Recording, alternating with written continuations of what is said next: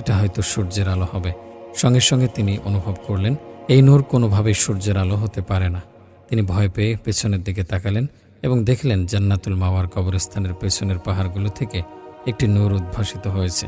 আরও ভালোভাবে দেখার পর তার মনে হলো সেখানে একটি গম্বুজের মতো কিছু তৈরি হয়েছে, যা সোনা ও রূপা দিয়ে তৈরি এবং ইয়াকুত ও মূল্যবান পাথরের মালা গম্বুজ থেকে ঝুলে রয়েছে।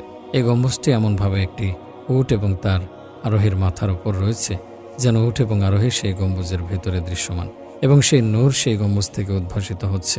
হযরত খাদিজা রাদিয়াল্লাহু আনহা ভয় পেয়ে গেলেন। তিনি ভাবতে লাগলেন, আমার কোনো ভুল হচ্ছে না তো? তিনি তার দাসীদেরকে জিজ্ঞাসা করলেন, আমি যা দেখতে পাচ্ছি তোমরাও কি সেটাই দেখতে পাচ্ছ? সবাই পিছনে ফিরল এবং নিশ্চিত করল যে আপনি যা দেখতে পাচ্ছেন আমরাও তাই দেখতে পাচ্ছি। এমন অদ্ভুত বিষয় আমরা আগে কখনো লক্ষ্য করিনি। হযরত খাদিজা গভীর মনোযোগ দিয়ে দৃশ্যটি আবারও দেখলেন এবং বললেন, এই উটটিকে আমার পরিচিত